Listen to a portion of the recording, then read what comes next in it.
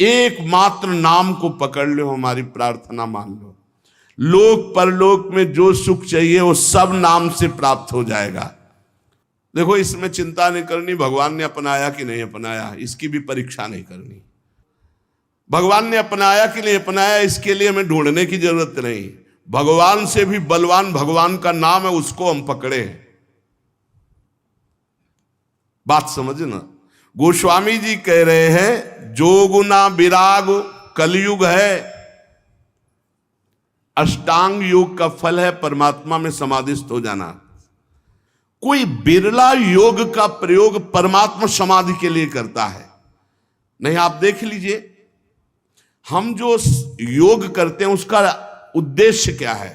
अनुलोम विलोम कपालभाति जो भी करते हैं उसका उद्देश्य क्या है? शरीर स्वस्थता। ध्यान से देखिएगा, शरीर स्वस्थता का उद्देश्य क्या है? भोग, समाधि नहीं।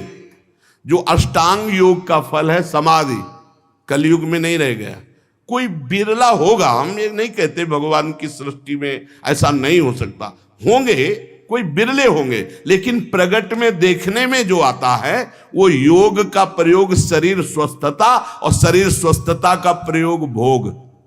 आप देख लीजिए, गोस्वामी जी कहते हैं कि अब मैं देख रहा हूं कलयुग ने अष्टांग योग में भी अपना प्रवेश कर लिया, जिससे योग का फल जो चित्त वृत्ति का निरोध करके परमात्मा में समाधिस्थ होना है गया। कोई बिरला होगा। फिर कह रहे हैं न विरागु, वैराग्य, क्या वैराग्य रह गया है? जो वैरागी महापुरुष पीछे हुए हैं, अब वैराग्य क्या रह गया? क्या वैराग्य रह गया है? केवल नाम मात्र का वैराग्य रह गया। वैराग्य किस बात का है? रुपया है, पैसा है, कपड़ा है, भोजन है, मकान है, व्यवस्था है, नाम मात्र का वैराग्य रह गया। वैराग्य किस बात का? जिसके जीवन में भगवान के सिवा कुछ नहीं है, राग त्रिभुवन में कहीं वस्तु व्यक्ति स्थान में नहीं, उसे वैराग्यवान कहते हैं। जो लोक परलोक के समस्त भोगों के सानिध्य में भी भोगने की इच्छा नहीं, उसे वैरागी कहते हैं। गोस्वामी जी कह रहे हैं, मुझे वैराग्य में भी दम नहीं दिखाई दे रहा कि भगवत प्राप्ति करा सके, क्योंकि वैराग्य में पाखंड का प्रवेश हो गया। कलयुग ने पाखंड का प्रवेश करवा दिया। कोई बिरला वैरागी, सच्चा वैरागी, भगवान की सृष्टि में कमी नहीं होती, कोई बिरला सच्चा वैरागी होगा जिसका वैराग्य भगवान के लिए है। नहीं तो वैराग्य भी दिखावे पे आ गया है, पाखंड में आ गया है। न जप, माला में हाथ है और बातें कर रहे हैं,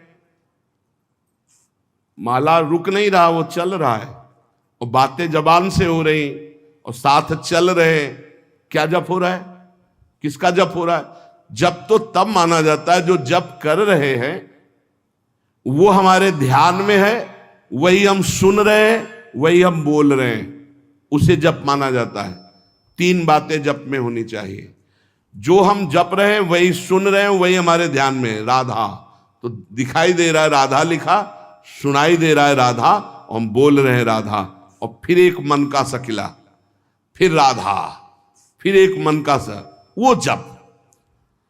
अब जप में भी 11 माला कहा है, हो जाए हर 5 मिनट में घड़ी में, और जल्दी जल्दी, स्वाद नहीं, रुचि नहीं, मन नहीं, बस कोई कोई तो ऐसे माला सरकाते कि हमें लगता है कि अगर रा रा बोले तो भी नहीं सरकेगा।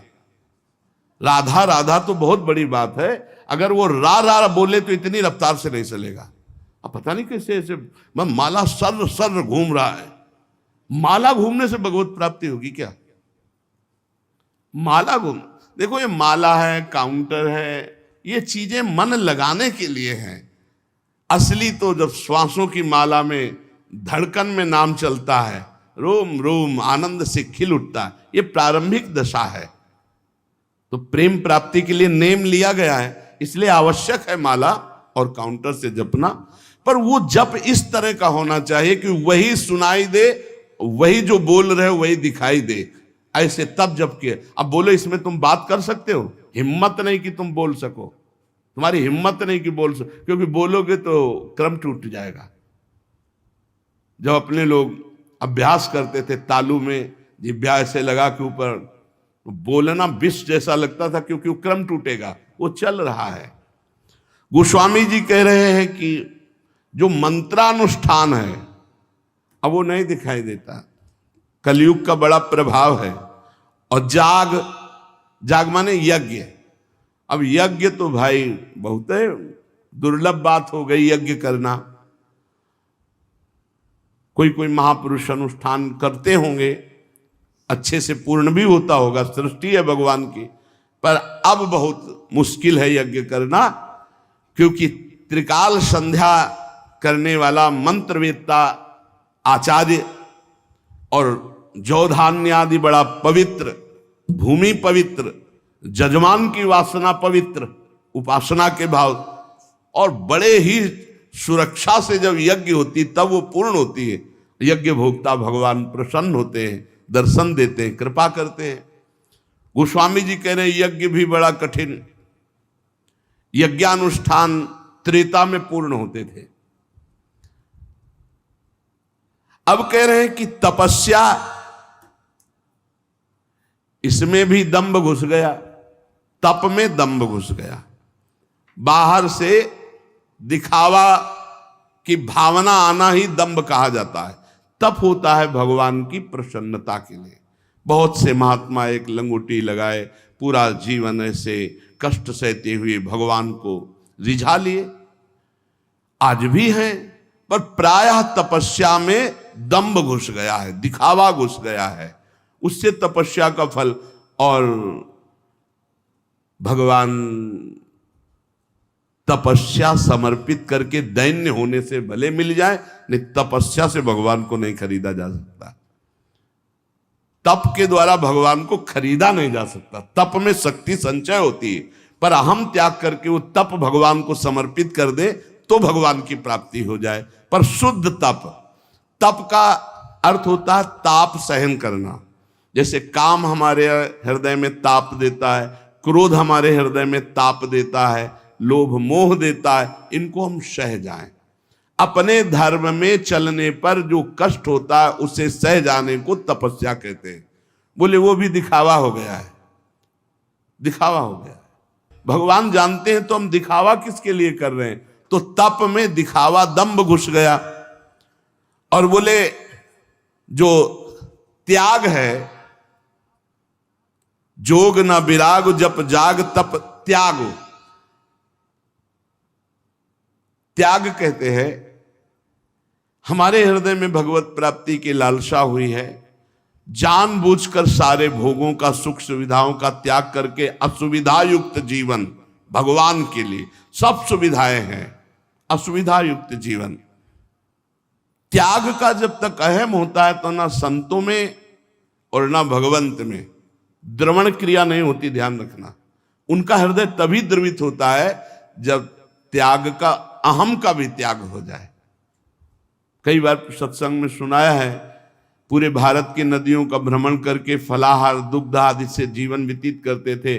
उनको जब सुनने को मिला महाप्रभु चैतन्य देव की महिमा की कीर्तन में अमृत बरसता है, तो उन्होंने लगा कि जब मैं जाऊंगा तो मैं त्यागी हूँ, समस्त तीर्थों का अवगाहन किए हूँ, फलाहार दुग्धाहार रहता हूँ, तो महाप्रभु गले से लगा लेंगे।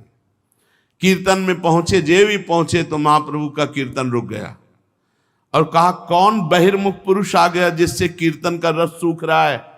और वही आए हुए थे, बोले हटाओ इनको, हटा दो। अब वो जो दूर जा करके खड़े हुए और रोने लगे कि प्रभु क्या मुझ जैसे अधम का आपके चरणों में कोई स्थान नहीं मिलने का। अगर आप जैसे महापुरुष अंदर से प्रार्थना करते हैं, आप जैसे महापुरुष मुझ जैसे अधम को स्वीकार नहीं करेंगे, फिर मेरा उद्धार कैसे। महाप्रभु दौड़ पड़े और जाके गले से लगा लिया और कीर्तन में उन्मत्त कर। अहम का त्याग, त्याग की स्मृति का त्याग, दैन्य भाव। तो त्याग का भी महत्व भगवत प्राप्ति नहीं करा सकता।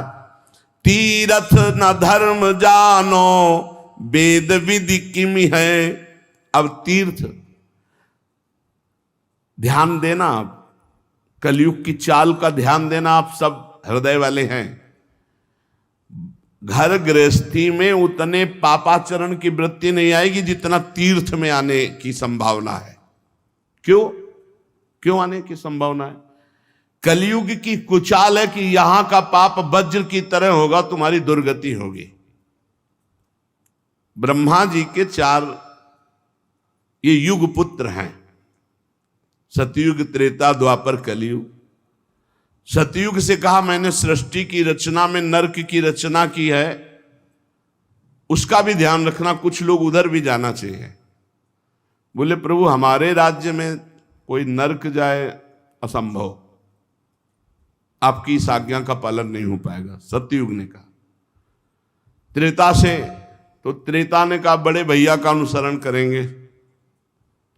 द्वापर से कहा तो द्वापर ने कहा हम आज्ञा पालन करने की सम्यक चेष्टा करेंगे, आपकी आज्ञा का पालन हो कि कुछ लोग जो अधर्माचरण करेंगे वो नरक भेजे जाए। सतयुग में अधर्माचरण, त्रेता में। कलयुग से कहा तो उनका बड़े भैया ने जैसे साफ जवाब दे दिया आपको कि हमारे राज्य में भूल चूक से कोई चला जाए नहीं, नरक नहीं जाएगा। तो वही हम उत्तर देते कि हमारे राज्य में भूल चूक से कोई स्वर्ग या परम पद चला जाए, सबको नरक भेजेंगे सीधे। कलयुग सीधे आओ फुल नरक, चिंता मत करो महाराज, आज्ञा का पालन हम करेंगे। हर जगह तीर्थयाटन में व्यसन, व्यभिचार, छल, कपट, चोरी ये निषेध है, पर लोग तीर्थयाटन में जाकर के ऐसे अपराध ज्यादा कर देते हैं। नशा करना, व्यभिचार करना, चोरी करना, क्रोध करके लड़ाई कर लेना, किसी तीर्थवासी को पीट देना, अपमान कर देना, ऐसे बहुत तरह से। वेद विधि किम है? अब वेद विधान तो वो समझे जो शास्त्र स्वाध्याय करे, जो खूब महापुरुषों का संग करे, वो जान पाता है क्या करना चाहिए क्या नहीं करना चाहिए।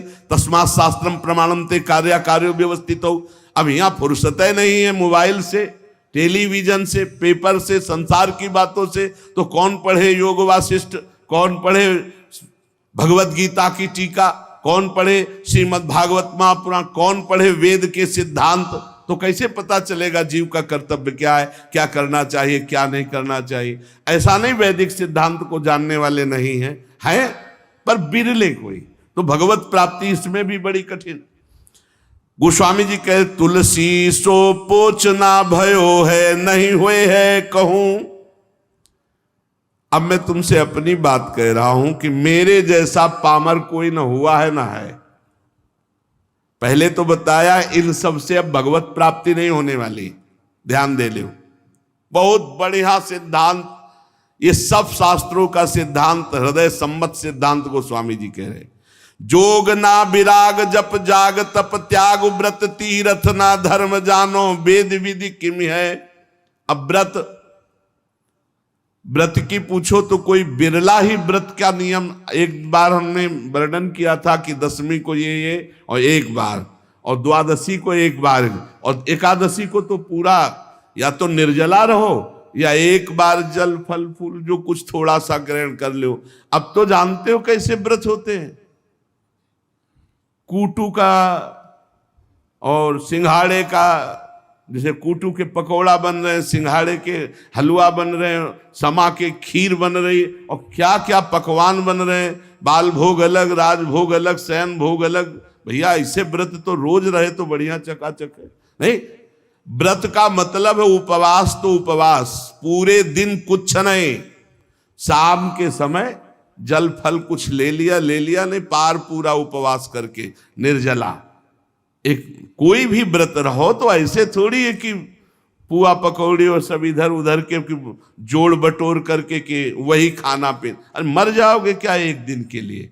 व्रत रहो तो शाम से हर व्रत में मंगल विधान होता है। जो हम जलते हैं, जो भूख से व्याकुल होते हैं, उससे हमारे पाप नष्ट होते हैं। अब ऐसा व्रत नहीं रह गया, डकार आ जाए और दिन चाहे ना आवे, व्रत के दिन जरूर डकार आवे। इतना बड़ा तरबूज फल भी तो डकार आ जाए पक्का। व्रत किस बात का? दबा दबा के फल फूल हो सब मिष्ठान हो सब पा रहे हैं। अब बोले व्रत है तो भाई ऐसे व्रतों से भगवत प्राप्ति नहीं होती।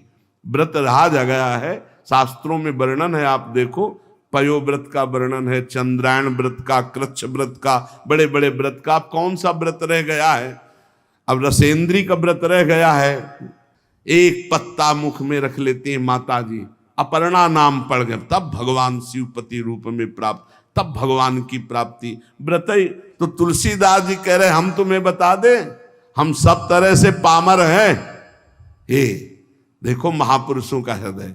तुलसी सो पोच ना भयो है, नहीं हुए है कहूं, मेरे जैसा पामर न कोई है और न कोई होगा। सोचे सबया के अग कैसे प्रभु क्षमी है, मेरे तो न डरू, मुझे कोई डर नहीं है भाई। क्यों? तुमने क्या पा लिया कि तुम्हें डर नहीं? बोले रघुबीर सुनो साची कहो, औरों से नहीं, सीधे भगवान से कह रहे। खल अन खई है तुम्हें सज्जन ना गमई है। दुष्ट लोग इस बात से प्रसन्न होंगे, अब देखते हैं इसकी कौन सी दशा होगी।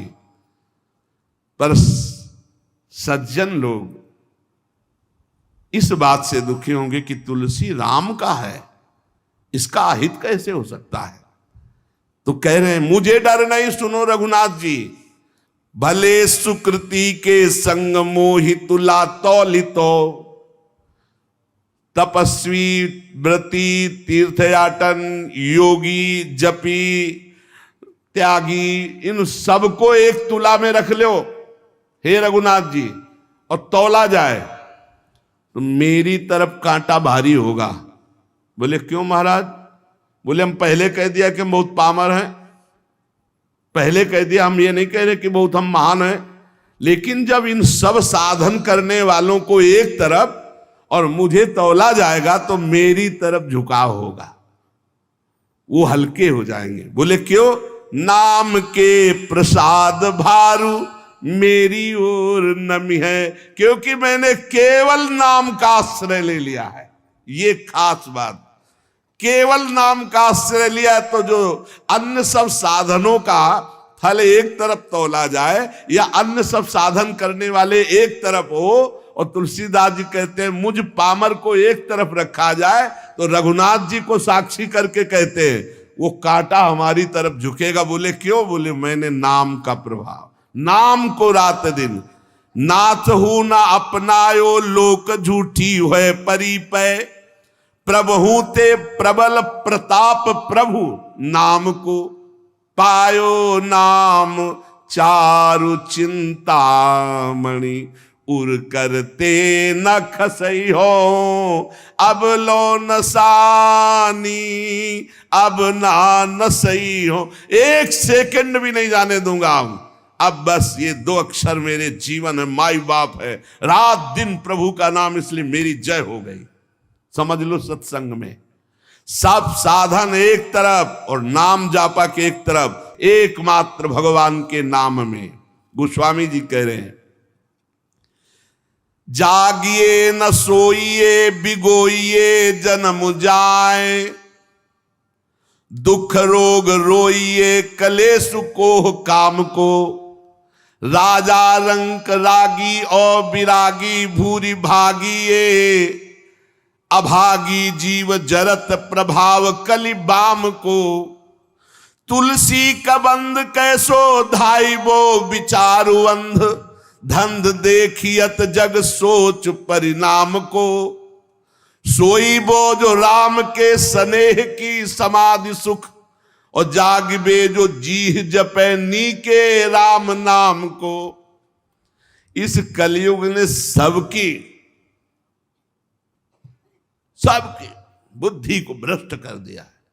हरिवंश महाप्रभु कहते पाए जान जगत में सब जन, कपटी कुटिल कलयुगी टंचु, सबकी बुद्धि में कलयुग अपना प्रभाव दिखाए। गोस्वामी जी कह रहे हैं इस संसार में ना तो कोई जाग रहा है और ना सो रहा है, अब प्रपंच में फंसे। बोले नहीं, जागते भी हैं सोते हैं। तो गोस्वामी जी कह रहे हैं हम जागना किसे कह रहे हैं और सोना किसे कह रहे हैं? बोले जागिबो जो जीह जपे नीके राम नाम को, और सोईबो जो राम के स्नेह की समाधि सुख। सोना किसे कहते हैं? भगवान के चिंतन में डूबा हुआ आनंद मगन कब निद्रा में चला गया फिर जगा भगवान के चिंतन, इसे सोना कहते हैं। बोले संसार के जीव न सोना जानते हो न जागना। और जागना किसे? जब चेतना में है तो हर समय जवान से नाम जप कर रहे हैं। गोस्वामी जी कह रहे ये कलयुग है, जीवन का जीवन पूरा व्यर्थ नष्ट कर रहा है कलयुग। मनुष्य के दुख शोक रोग रो रहे हैं, जिंदगी बर्बाद हो रही, काम क्रोध क्लेश ये सब के हृदय में बाढ़ आ रही है। राजा रंक रागी विरागी भागी अभागी सबको कलयुग ने अपने में ग्रसित कर लिया है। कुटिल कलयुग का ऐसा प्रभाव है कि सबको अंधा कर दिया है। वह धंधा रसेंद्री जनेन्द्री का, ईमानदारी से देख लो, खूब बढ़िया खाने को मिले भोगने को मिले, अंधा कर दिया। ना ये चैन से सो पा रहे हैं ना जाग पा रहे हैं। चैन से सोना है भगवान का चिंतन करते हुए, भगवान के चिंतन में सोना, और जागना है रात दिन नाम चल रहा है, यही जगना है। गोस्वामी जी कह रहे हमारे ऊपर कलयुग होश में नजर मत डाल देना। सुनिए कराल कलिकाल भूमिपाल तुम जाय घालो चाहिए कायदो राखे ताय को। ए महिपाल हो तुम, कलयुग तुम्हारा राज इस समय फैला हुआ है, तुम राजा हो मानते हैं, तुम सबको नष्ट कर रहे हो ये भी जानते हैं, सबको बुद्धि भ्रष्ट। सब में कौन बचा है? जो सोता है भगवान का चिंतन करके, जगता है भगवान का चिंतन करके और हर समय नाम जप करता रहता, उसके ऊपर कलयुग का प्रभाव नहीं पड़ेगा। सुनिए कराल कलिकाल भूमिपाल तुम जाय घालो चाहिए कायदो राखे ताय को। जिसको तुम नष्ट करना चाहो उसे कोई बचा नहीं सकता भगवान के सिवा। अरे बुद्धि बदल दी महाराज परीक्षित की, जो गर्भई में भगवान का दर्शन किए थे, मरा हुआ सांप ऋषि के गले में ऐसे विनोद में डाल दिए। वो विनोद है, वो समाधिस्थ महात्मा है, इतने बड़े पूज्य महात्मा, उनके गले में एक मरा हुआ सांप डाल दिया। बुद्धि खराब कर देता है कलयुग। गोस्वामी जी कह रहे देखो मैं कोई अहंकार से नहीं कह रहा, ए कलयुग हाँ तो दीन दूबरो बिगारो ढारो रावरो ना मैं हूं ते हूं ताहि को सकल जग जाहि को। वैसे बहुत दीन हूं बहुत दूबरा हूं, पर ऐसा मत समझ लेना मैं बहुत बड़े का हूं। ए कलिकाल साची कहो कलिकाल कराल में ढारो बिगारो तिहारो कहा है। काम को कोह को लोभ को मोह को महिषोवान प्रपंच रहा है। हौ जगु नायक लायक आज पे मेरी ओ टेव कुटेव महा है। जानकी नाथ बिना तुलसी जग दूसरों सु करी हो ना हाहा है। तू अपना इतना प्रभाव बढ़ा लिया, सारे जगत को काम क्रोध लोभ कपट मोह हिंसा दंभ पाखंड मदिरा पान मांस खाना व्यभिचार करना फैला दिया तूने। पर मैं हाहा तेरे से नहीं खा सकता। मैं रघुनाथ जी कहूं देख तू मेरा कुछ नहीं बिगाड़ सकता। क्यों? भागीरथी जलपान करो और नाम द्वय राम के लेत नितय हो। मोको न लेनो न देनो कछु कल भूल न रावरी और चितय हो। रोज भगवान का गंगा जल पान करता हूं चरणामृत, और जितना बना 2-4 नाम जप कर लेता हूं। कलयुग होश में हमारी तरफ देख मत लेना तुम। जान के जोरी करो परिणाम तुम्हें पछतई है पै मैं न भितई हूं। तुम्हें बता दे कि अगर हमारी तरफ देखा कुछ उपाय किया हमारे नष्ट करने का, तो मेरा तो कुछ बिगड़ेगा नहीं, मैं डरूंगा नहीं, लेकिन हो सकता है तुम्हारा बिगड़ जाए। बोले कैसे? बोले ब्राह्मण जो उगल्यो उर्गारी हो त्यों ही तिहारे हिये ना हितई हो। महामहिम गरुण जी ने जब एक भोजन आहार एक जगह लिया तो उसमें एक ब्राह्मण भी आ गया, ब्रह्म ऋषि। तो आंख पैदा हो गई गरुड़ जी के तालू पे, तत्काल उगल दिया। बोले समझ लो जो भगवान का भजन करते तो गरुड़ जी नहीं लील पाए तो एक कलयुग तू क्या बिगाड़ लेगा। भगवान का चरणामृत पान करता हूं, दो चार जो बना हूं राम राम जप लेता हूं क्योंकि मैं रघुनाथ जी का हूं। ये ठसक रोज भगवान का चरणामृत पान जो करता है और जो नाम जप करता है कुछ नहीं बिगड़ेगा। जीते विनायक शुभ अशुभ विघ्न, सेवक जी महाराज, जीते विनायक शुभ अशुभ विघ्न करे नहीं कोई, विघ्न करे नहीं कोई, डरे कलिकाल कष्ट भय, हरे सकल संताप हरस हरिनाम जपत जय। जो भगवान नाम जप कर रहा है उसकी सदा जय होती है। नाम जप करो, रोज भगवान का चरणामृत पियो, प्रिया प्रीतम का चरणा, ये गंगा जल क्या है? गांगम वारि मनोहारि मुरारि चरणच्युतम त्रिपुरार शिरश्चारि पापापहारि पुनातुमाम। कई बार सत्संग में कहा चरणामृत का नियम ले लो, बिना चरणामृत के भोजन मत करो। पहले चरणामृत जाएगा प्रभु का तब भोजन पाएंगे, ऐसा नियम लिए हो। सुबह होते ही पहला बात होनी चाहिए चरणामृत अपनी जिह्वा पे जाए। भागीरथी जल पान करो और नाम द्वय राम के लेत नितय हो। देखो बोले जो बना हमसे दो चार बार नाम ले लेता हूं, भगवान का चरणामृत पीता हूं, गंगा जल पीता हूं। ए कलिकाल हमारी तरफ देख मत लेना, और नहीं देखेगा कलिकाल। नाम जब चल रहा है बुद्धि भ्रष्ट नहीं होगी, नहीं भ्रष्ट कर देगा। कलिकाल ने बुद्धि को भ्रष्ट कर दिया। बिना धर्म के, बिना भगवत भजन के पशु की तरह जीवन व्यतीत हो रहा है। ना मुख में तेज है, ना हृदय में दया है, वही असत आचरण फैलते चले जा रहे हैं। सबसे प्रार्थना है अगर इस कलिकाल में परम सिद्धि प्राप्त होती है तो केवल नाम जप से प्राप्त होती है, मान लेना। ये शास्त्र सम्मत बात कहते हैं। कृतयुगे ध्यायते विष्णुम तेतायाम यजते मखई द्वापरई परिचर्यायाम कलौ तद्धरि कीर्तनात्। कलयुग केवल नाम आधारा, सुमिर सुमिर नर उतरे पारा। गोस्वामी जी महाराज कह रहे हैं मैंने भगवान के नाम के बल से विजय प्राप्त कर ली कलयुग पर, माया पर। मेरे जाति पात ना चाहो काहू की जाति पात, मेरे को काम को ना हो काहू के काम को। लोक परलोक रघुनाथ ही के हाथ सब भारी है, भरोसो तुलसी के एक नाम को। अति ही अयाने उपखानो नहीं बूझे लोग, साही को गोत गोत होत है गुलाम को। साधु कह असाधु कह भलो कह पोच, सोच कहा का काहू के द्वार पर हो, जो हो सो हो राम को। ये बात विजय प्राप्त करवा देगी माया पर और कलयुग पर। कह रहे हैं मुझे किसी की पंक्ति में जाना है या किसी को बुलाना है, कोई बेटी का ब्याह थोड़ी करना है। मैं किसी की भी जहां तो जात पात पूछता हूं ना, मैं अपनी जात पात, मैं ना तो किसी के काम का हूं ना कोई मेरे काम का है।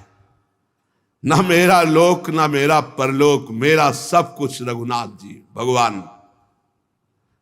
मेरा लोक परलोक मेरी साधना साध्य सब मेरे भगवान। बहुत जोर की बात है।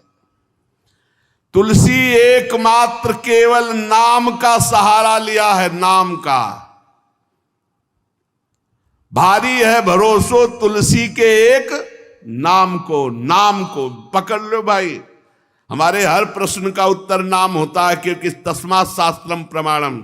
और युग धर्म के अनुसार अगर किसी का परम कल्याण, मनोरथ की पूर्ति, लोक परलोक की मंगलमयी यात्रा, तो वो नाम से ही होगी। कह रहे मैं साधु हूं या असाधु हूं, भला हूं या बुरा हूं, जैसा हूं, मुझे किससे क्या लेना देना। मैं अपने भगवान का हूं और भगवान के द्वार पे पड़ा हूं। मैं अपनी लाडली जू का हूं, लाडली जू की शरण में पड़ा हूं। कीवे कहा पढ़िवे को कहा फल, बूझी न वेद को भेदु विचारे। स्वार्थ को परमारथ को कलि कामद, राम को नाम विसारे। खूब वेद पढ़े हो, शास्त्र पुराण पढ़े हो, लेकिन नाम जप नहीं कर रहे हो तो कुछ नहीं होने वाला, ध्यान रखना। ये कई शास्त्रों में पढ़ा है, गोस्वामी जी भी कह रहे हो, ये खास हृदय की भी बात है।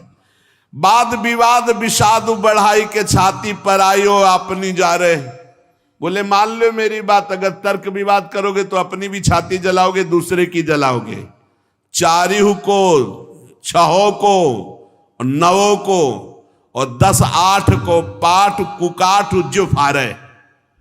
यदि नाम जप नहीं चल रहा, 10-8 को 18 पुराण और 9 को कह रहे कि 9 व्याकरण हैं, व्याकरण के 9 हैं। इंद्र, चंद्र, काश, कृष्ण, शाकटायन, आपिशाली, पाणिनि, अमर, जैनेन्द्र और सरस्वती, ये 9 व्याकरण। और फिर कह रहे 6 को 6 शास्त्र, और फिर कह रहे चारियों को, चारों वेद को। 4 वेद, 6 शास्त्र, 9 व्याकरण, 18 पुराण, ये सब कंठस्थ हो और नाम जप नहीं है तो गोस्वामी तुलसीदास जी कह रहे भगवत प्राप्ति नहीं होगी। आप पक्का समझ लीजिए। इसीलिए ये बचपन से सब शास्त्रों का जहां तक बना गुरु कृपा से स्वाध्याय और मार्गों का चलना सब छानबीन के, तब हम तुमसे कहते हैं राधा राधा राधा बोलो, कोई अंधविश्वास से नहीं कहते। गोस्वामी जी कह रहे वाद विवाद विषाद बढ़ाई के छाती पर आई और अपनी जा रो। तर्क वितर्क वाद विवाद करके अपना हृदय जला, दूसरे का हृदय जला, तुम्हें जैसा मनावे। मेरी बात सुन लो, चारियों को, 6 को, 9 को, 10-8 को पाठ कुकाठ जो फारे। स्वार्थ को, परमारथ को, कलिकामद राम को नाम विसारे। यदि भगवान का नाम तुम नहीं जप रहे हो, 4 वेद, 6 शास्त्र, 9 व्याकरण, 18 पुराण कंठस्थ किए हो, तो भले जैसे कुकाठ को चीरने से कुछ हाथ नहीं लगता, ऐसे कुछ हाथ नहीं लगेगा। इसलिए सबसे प्रार्थना है, और जो साधन बने तो करो, लेकिन नाम को मत छोड़ो। अगर नाम साधन में अपने ले आए, राधा राधा राधा, कृष्ण कृष्ण, हरि राम कृष्ण जो जप रहे हो, पक्का भगवत प्राप्ति हो जाएगी, चाहे जो हो, चाहे जैसे हो। इसलिए सत्संग का सार, जितना बन सके अपने आचरणों को सुधारो, भोजन सुधारो, दूसरों का मन वचन कर्म से अहित मत करो, हित करो और नाम जप करो। इसी जन्म में भगवत प्राप्ति हो जाएगी।